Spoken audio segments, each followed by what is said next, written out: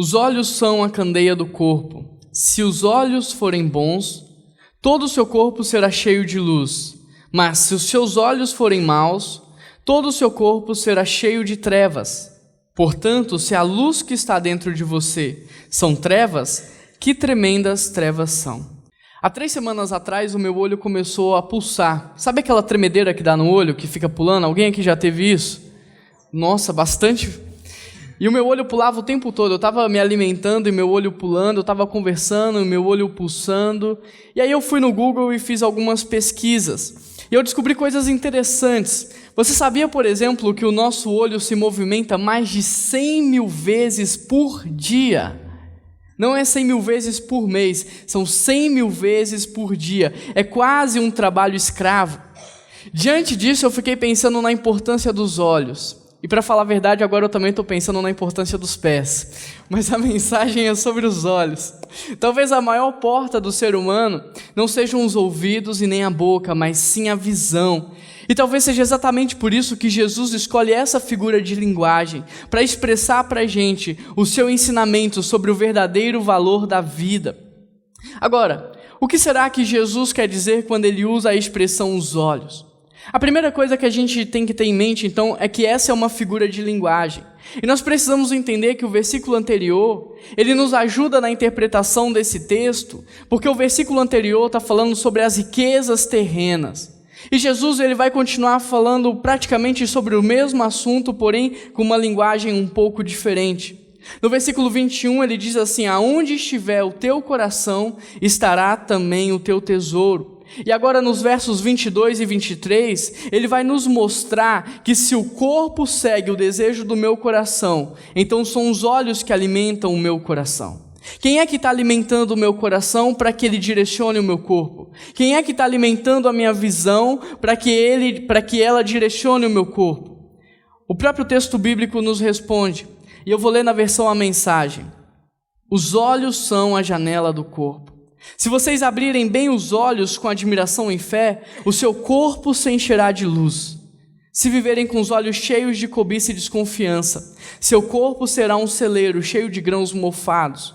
Se fecharem as cortinas dessas janelas, sua vida será uma escuridão. Nesse texto, Jesus não está falando do globo ocular em si, até porque nessa passagem, Jesus ele inclui a todos. Aqueles que podem enxergar, mas também aqueles que não enxergam. Aqueles que têm uma boa visão, mas aqueles que não enxergam perfeitamente.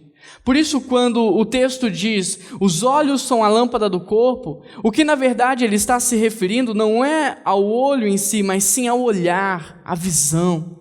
É a maneira como você percebe tudo o que está à sua volta. É a maneira como você enxerga a vida. É a maneira como você interpreta a atitude das pessoas para com você. É a maneira como você julga as pessoas. A luz do corpo está no olhar. Quando você olha com olhos de bondade, tudo o que você vê é bom e o seu corpo então é luminoso. Mas quando você enxerga com os olhos da maldade, então o seu corpo se torna um lugar tenebroso. E é exatamente por isso que essa palavra não refere-se ao olho, mas ao olhar, à visão, ao enxergar, ao interpretar. Ou seja, o que Jesus Cristo está tratando nesse texto é a maneira como nós enxergamos a vida. É a maneira como nós enxergamos as pessoas. É a maneira como nós enxergamos os fatos. E é exatamente por isso que nós devemos cuidar do nosso olhar.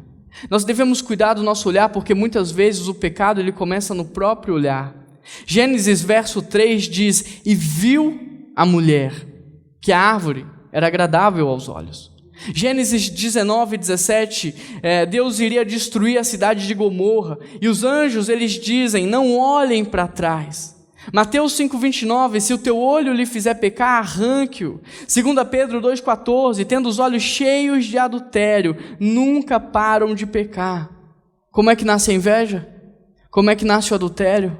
Como é que nasce a gula? Como é que nasce a pornografia? Devemos cuidar dos nossos olhos por conta do que eles podem ser, mas também por conta do que eles podem fazer.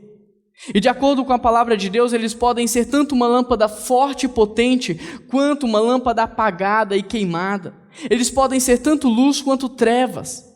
Lucas 11, verso 35, Jesus diz que nós devemos reparar em que tipo de olhos nós temos, para que nós não sejamos enganados pelos nossos próprios olhos. E o contexto desse texto é de rejeição ao ensino e ao ministério de Jesus. E Jesus está mostrando para essas pessoas que elas o rejeitam porque elas estão cegas, porque elas estão com um coração com maldade, corrompido. Se essas pessoas tivessem olhado para Jesus com os olhos bons, elas teriam percebido que aquele era o Messias que elas tanto esperavam. Mas como o texto nos diz, os olhos maus não só nos levam às trevas, mas às grandes trevas. Por conta disso, aquelas pessoas não enxergaram Jesus como o Messias. Mas em Lucas, no próximo versículo 36 do capítulo 11, Jesus diz: se os nossos olhos forem bons, o nosso corpo será luminoso e ele então resplandecerá como uma candeia. Aqui Jesus está falando da potencialidade do nosso coração. Ele está falando do que a luz é capaz de fazer. Se lá no meu coração eu tenho cultivado bondade, então o meu corpo expressará essa bondade através de atitudes práticas. E o meu corpo será, como Jesus disse, uma candeia que ilumina o mundo que vive em escuridão. Uma lanterna que traz direção, que traz foco para a vida das pessoas. A luz que é capaz de guiar os cegos. Por isso, meu amigo, por isso, minha amiga, cuida do teu olhar. Cuida do teu olhar. Pois ele foi lhe dado para gerar luz, mas se você não cuidar dele, ele pode gerar trevas. Quando você não cuida do seu olhar, você se torna duplamente cego, porque você já não é mais capaz de enxergar o teu próximo, mas também não é capaz de enxergar a si mesmo. Você não é capaz mais de discernir o que acontece à sua volta, mas também você não é capaz de discernir o que está acontecendo dentro de você. Agora, diante de uma palavra como essa, como é que nós podemos cuidar do nosso olhar? Porque a Bíblia diz que a boca fala daquilo que o coração está cheio. Ou seja, é a nossa maneira de enxergar, é a nossa leitura do mundo, é a nossa maneira de interpretar que enche o nosso coração, e é por isso que nós temos que tomar alguns cuidados. Quando, por exemplo, você assiste um filme de terror, do que você está se alimentando? Quando você vê pornografia, do que você está se alimentando? Quando você passa dia e noite pensando em dinheiro, em como conseguir dinheiro, em como conquistar dinheiro, do que você está se alimentando?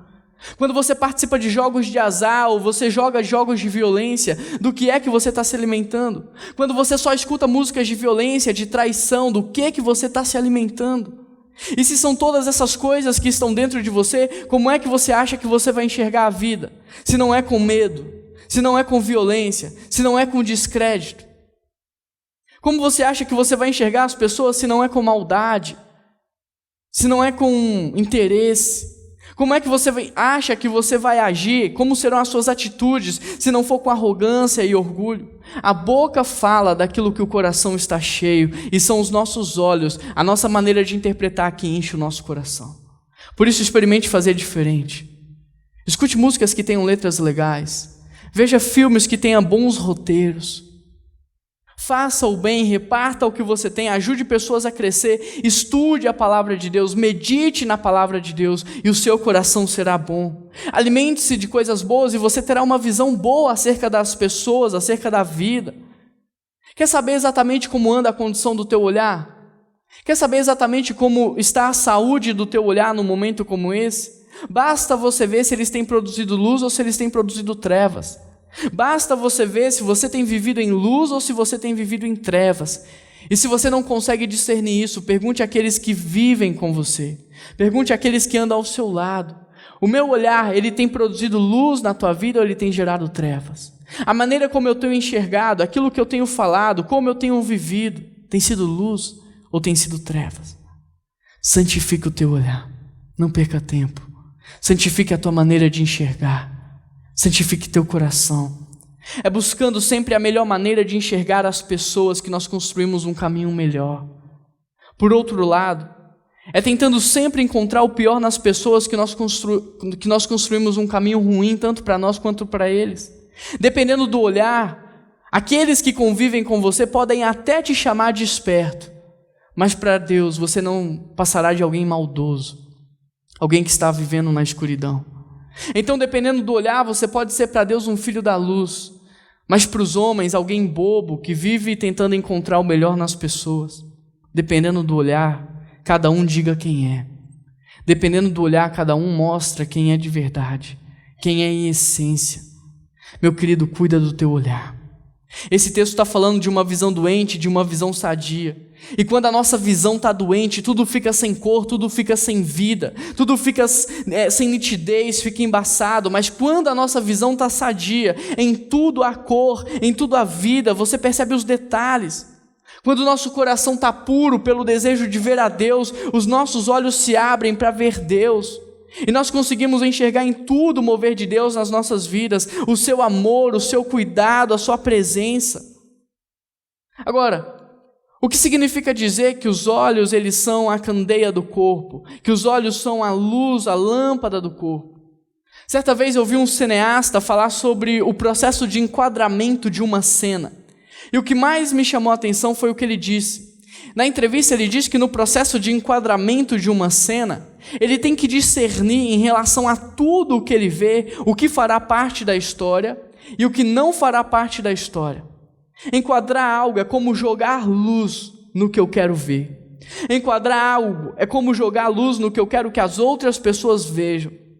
E em nossas vidas, na prática, no dia a dia, enquadrar algo é como selecionar entre tudo o que os teus olhos estão vendo.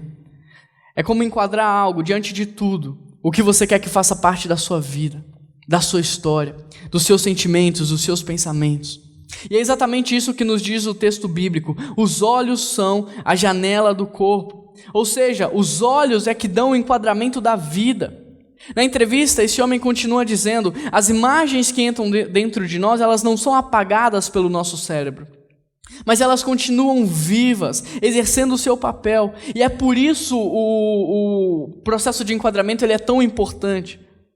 Quando a Bíblia diz: os olhos são a lanterna do corpo, ou os olhos são a janela do corpo, o que ela está dizendo é que os olhos dão um enquadramento perfeito e exato daquilo que você quer que faça parte da sua vida, daquilo que você quer que fique na sua mente, nos teus pensamentos, nos teus sonhos.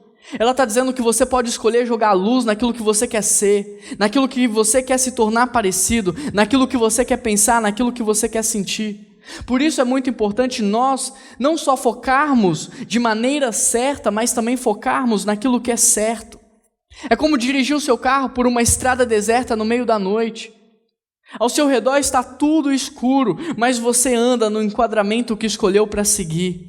E se você escolheu a estrada, você vai de forma tranquila, você está em segurança.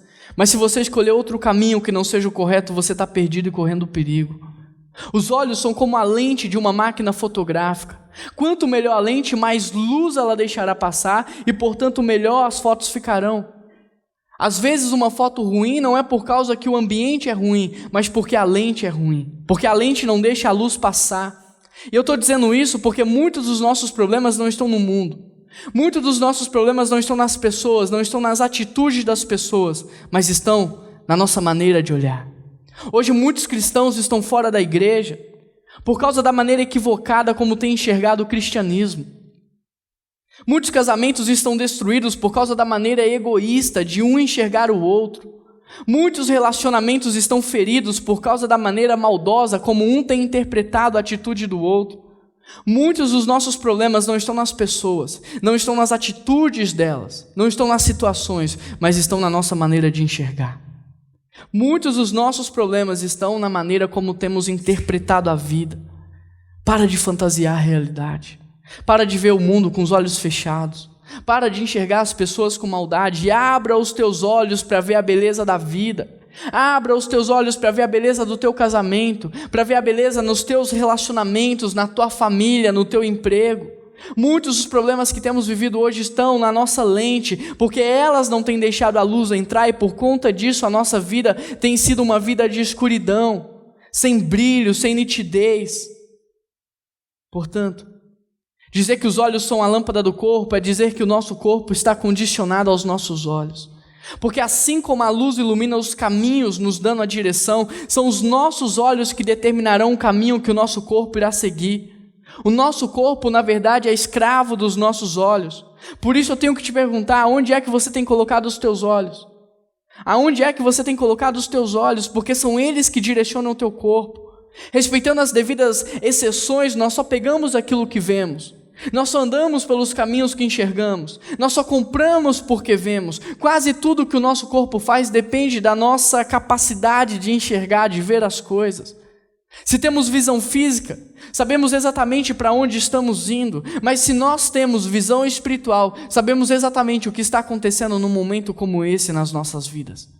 Diante de tudo isso, de um texto como esse, o que nós precisamos entender é que o olhar ele tem um poder transformador. O olhar tem um poder transformador.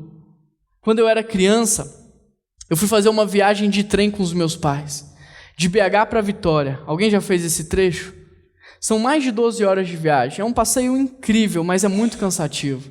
E naquele tempo não tinha internet Wi-Fi, não tinha 4G, não tinha 3G, não tinha iPad, não tinha telefone. Então, para passar o tempo, como criança, eu ia de vagão em vagão, elegendo em cada vagão a pessoa mais feia daquele lugar na minha mente. Eu ia passando de vagão em vagão e eu ia escolhendo quem era a pessoa mais feia daquele lugar. E então, depois de escolher a pessoa mais feia, eu fazia o exercício de tentar encontrar nela coisas que fossem bonitas. E era até engraçado, sabe por quê? Porque quando eu olhava com a intenção de achar o bonito na pessoa, eu acabava mudando de ideia em relação a ela. Não que eu saía dali pensando, nossa, que pessoa bonita, mas pelo menos eu saía dali pensando, ela nem é tão feia assim. É interessante como a nossa motivação, ou a lente que usamos para enxergar as pessoas, muda o resultado. É interessante como a motivação pela qual temos usado para enxergar a vida muda o resultado, interfere no resultado. Se eu olhar para um problema querendo encontrar mais problema, eu vou ter problema ao quadrado. Mas se eu olhar para um problema querendo encontrar coisas boas, ensinamentos, aprendizados, talvez eu já nem tenha mais um problema. Isso acontece porque o olhar tem um poder transformador. Em 1 Samuel 17, versículo 48, nós temos a história de Davi e Golias. E eu tenho algo muito forte para te dizer em relação a essa história. A vitória foi decidida na forma como um olhou para o outro. Talvez Golias pudesse ter escapado com vida se ele não tivesse olhado com tanto desprezo para Davi. E enquanto todos olhavam para Golias com medo por causa do seu tamanho, Davi viu em Golias a impossibilidade de errar o alvo. Davi viu no gigante um grande alvo desprotegido, enganado por um falso Deus. O olhar, ele tem um poder transformador, ele tanto define quem você é hoje, como quem você será. Ele pode, por exemplo, dependendo da forma como você enxerga a vida, tanto te transformar numa pessoa abatida, amargurada, triste, quanto numa pessoa divertida, alegre, espontânea, leve. Porque o que precisa ficar claro, o que nós precisamos entender, é que o olhar muda em nós o significado do mundo. O olhar muda em nós o significado das pessoas. Tem pessoas que reclamam porque tem que acordar cedo para ir trabalhar. É verdade ou não é? Mas hoje em dia tem pessoas agradecendo a Deus porque tem um emprego e por isso acordam cedo. Tem pessoas que reclamam porque tem que acordar no meio da noite para dar mamadeira para a criança, para trocar a criança. Enquanto tem muita gente agradecendo porque tem filhos. Tem muita gente reclamando do salário que tem. Enquanto tem pessoas num mundo e num tempo de crise agradecendo a Deus porque tem um salário. Pelo olhar, o seu mundo ele pode ser tanto criado quanto destruído. Pelo olhar, você pode tanto crescer quanto ficar parado no tempo. Tudo depende da forma como você está enxergando. Às vezes você vê uma pessoa vivendo uma vida tranquila, num lugar tranquilo, mas essa pessoa reclama tanto que parece que a vida dela é um inferno. Mas ao mesmo tempo você vê uma outra pessoa vivendo num lugar difícil, tendo uma vida difícil, mas essa pessoa ela tem uma alegria, uma leveza tão grande que parece que ela não tem problema, que a vida dela é uma maravilha. Por que esses opostos? Por que isso acontece? De onde vem essa diferença? Essa diferença vem do olhar, porque o olhar muda o mundo à nossa volta. O olhar muda o significado das coisas. Muitos pensam que serão felizes só quando comprarem um carro importado ou fizerem uma viagem para fora do país. Mas a verdade é que você não encontrará satisfação nessas coisas, porque o verdadeiro contentamento não vem de momentos específicos como estes. O verdadeiro contentamento vem de você aprender a olhar com a vida por uma ótica diferenciada.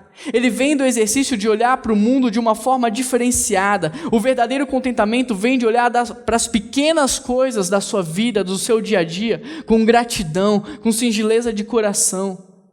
Paulo, enquanto estava preso, não disse que ele era prisioneiro de Nero. O que ele diz é que ele era prisioneiro de Cristo, porque ele sabia que no momento em que Deus quisesse libertá-lo, ele seria liberto. E isso trazia esperança para o coração de Paulo. Não fazia que o seu coração ficasse abatido, pelo contrário, trazia convicção, trazia fé, esperança, alegria. Paulo aprendeu a olhar com os olhos espirituais. E por causa disso, tendo muito ou pouco, ele estava contente, porque ele sabia que no muito ou no pouco, Deus estava no controle. Isso dava autoridade no ministério dele. O que define o ser humano é a forma como ele enxerga. Por isso eu tenho que te perguntar, como é que você tem enxergado a sua vida? Como é que você tem enxergado as pessoas?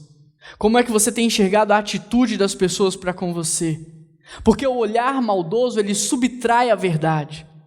A malícia, ela falsifica a realidade. Olhos maus embaçam até os dias bons, distorcem os valores e atribuem falsas percepções acerca daqueles que estão ao nosso lado. Enquanto que olhos bons possibilitam uma visão correta de cada momento da vida, fornece a capacidade de enxergar o valor daquilo que nós possuímos, de ver as pessoas como elas realmente são. Os puros de coração são aqueles que veem as coisas exatamente como elas são, sem projetar nelas nenhuma falsificação, sem projetar nelas nenhuma maldade. Quando o olho é bom, ele enche o corpo de luz, e quando o nosso corpo ele está cheio de luz, nós passamos a iluminamos os nossos relacionamentos, a nossa família, por onde quer que passamos, fazemos a diferença. E a Bíblia diz, vós sois a luz do mundo. De quem que a Bíblia está falando? A Bíblia está falando daqueles que têm um olhar que primeiro se ilumina, mas há quem se candidate a ser a luz do mundo vivendo em profunda escuridão. Porque fala a verdade, é mais fácil de brincar de ser a luz do mundo do que limpar o próprio olhar. É mais fácil brincar de ser a luz do mundo do que santificar o próprio coração. Meu querido, não espere a luz do mundo se acender para ajudar o seu olhar. Jesus, numa manhã como essa, pode ser a luz do seu olhar, porque Jesus é a luz que dissipa a escuridão que há dentro de nós. Jesus é a luz que brilha através de nós, e quando a luz de Jesus passa a brilhar através das nossas vidas, sabe o que acontece? O olhar gera amor. O olhar gera amor. Estudando mais a fundo a maneira como Jesus amou as pessoas, eu pude perceber. E eu me surpreendi com a quantidade de vezes que Jesus parava tudo o que ele estava fazendo, sabe para fazer o quê? Para olhar para as pessoas. Olhando para a forma como Jesus amou, eu percebi, eu me surpreendi com a quantidade de vezes que ele parava tudo o que ele estava fazendo para olhar para as pessoas. Em todos os atos de amor e bondade de Jesus, ele olhou primeiro. O olhar de Jesus precedia as suas atitudes. Dá uma olhada nos seguintes textos. Mateus 9,36, ao ver as multidões, teve compaixão delas. Marcos 10,21, Jesus olhou para ele e o amou. Lucas 10:33, 34, quando o viu, teve piedade dele. Lucas 7, Jesus está visitando uma cidade chamada Naim, quando de longe ele vê uma multidão passar, e ao olhar para aquela multidão ele percebe que é um funeral, e ao olhar para aquele funeral ele encontra uma mulher chorando. E quando ele começa a olhar mais atentamente para aquela mulher, ele descobre que aquela era uma viúva. E quando ele olha para aquela viúva com mais atenção, ele descobre que aquela é uma mãe que chora, porque diante dela, dentro do caixão, está o seu único filho. Naquele momento, as lágrimas daquela mulher falaram mais do que 1000 palavras. E mesmo sem qualquer pedido de cura daquela mulher, Jesus Cristo decide parar aquele funeral. E olhando para aquela mulher, ele diz, não chore. E ao dizer isso, ele toca no caixão e diz, jovem, levante-se. É interessante porque depois do milagre a multidão fica agitada. E Jesus podia ter facilmente perdido o seu foco, dando atenção para a multidão. Mas ao invés disso, ele continua olhando para aquela mulher. E é olhando para ela que ele pega aquela criança e entrega nos braços dela. Através dessa história nós podemos aprender algo de muito valor. O amor começa com o olhar. O amor começa com o olhar. Agora, se o amor começa com um olhar, por que é que nós desviamos tanto o nosso olhar uns dos outros? E eu reparo isso sempre com a minha esposa, porque ela sempre diz, olha para mim quando eu estiver falando com você, deixa o celular de lado, deixa o computador de lado, deixa a televisão de lado, olha para mim. Porque o amor começa com o olhar. Agora, se isso é verdade, por que desviamos os nossos olhares uns dos outros? Por que temos desviado os nossos olhares daqueles que sofrem, daqueles que passam fome? Sabe por que nós desviamos o nosso olhar? Porque o olhar gera amor, e o amor gera compromisso, e o amor gera desafios, e o amor muda a nossa agenda, o amor gera responsabilidades.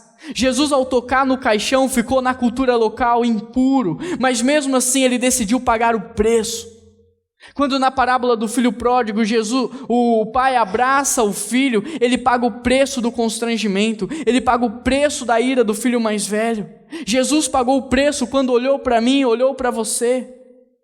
E é por isso que quando Jesus diz que nós temos que amar o nosso inimigo, ele só o diz porque ele tirou o poder do ambiente. Ele tirou o poder do inimigo, ele tirou o poder de tudo que o inimigo pode fazer contra mim. E sabe o que Jesus fez com esse poder? Ele colocou esse poder na minha decisão. Ele colocou esse poder no meu olhar, na minha forma de enxergar, na minha forma de interpretar. Presta atenção no que eu vou te dizer agora. Amar não tem nada a ver com o outro. Tem tudo a ver com a decisão que eu tomo ao olhar para ele. Amar não tem nada a ver com o outro, mas tem tudo a ver com a decisão que eu tomo ao olhar para ele. Porque Jesus diz que aquilo que procede do meu interior tem mais poder do que o que há no mundo inteiro. Maior é o que está em nós do que o que há no mundo. Amar é uma decisão do olhar. Amar é uma decisão de como eu vou enxergar. Daqui de cima eu vejo uma multidão de pessoas, centenas de pessoas na minha frente. Mas Jesus, ao ver essas centenas de pessoas, ele escolhe ver você. E ao olhar para você, ele escolhe te ver. Não como número, não como um problema, mas como uma pessoa. Uma pessoa que tem sentimentos, uma pessoa que tem pecados, uma pessoa que tem problemas para resolver, uma pessoa que tem necessidades. E ao olhar para você numa manhã como essa, talvez Jesus esteja vendo alguém que tem caminhado na escuridão, alguém que não tem conseguido enxergar a beleza da vida, alguém que tem visto a vida de forma embaçada e por causa disso tem tomado decisões erradas, atitudes equivocadas. Meu querido, no Evangelho de Marcos, quando Jesus se depara com um cego, ele faz a seguinte pergunta para o cego: o que queres que eu te faça? Se Jesus estivesse te perguntando isso nessa manhã, neste exato momento, o que é que você responderia? Sabe o que o cego respondeu? Que eu veja. Quando Jesus perguntou para ele, o que queres que eu te faça? Ele respondeu, eu quero ver, eu quero enxergar. E eu confesso para vocês que essa foi a minha oração ao longo dessa semana. Tudo o que eu mais dizia para o Senhor: Deus, abre os meus olhos e eu quero enxergar a vida como o Senhor vê. Abre os meus olhos porque eu quero enxergar as pessoas como o Senhor enxerga. Abre os meus olhos porque eu quero enxergar a atitude das pessoas como o Senhor enxerga e como o Senhor interpreta. Sabe por quê? Porque eu quero que o meu olhar gere amor. Porque eu quero que o meu olhar gere amor. Quero te convidar a fechar os seus olhos e a ficar de pé, para que juntos nós possamos fazer essa oração a Deus.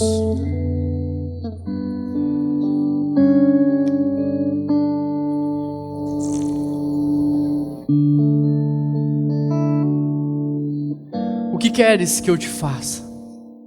Que a tua oração possa ser uma resposta para essa pergunta. Feche os seus olhos e comece a responder isso para Jesus. Porque Jesus é a luz do nosso olhar. Jesus é a luz que dissipa a escuridão que há dentro de nós. E Jesus é a luz que brilha através das nossas vidas. E quando essa luz passa a brilhar, o nosso olhar gera amor. O que você tem para falar para Ele?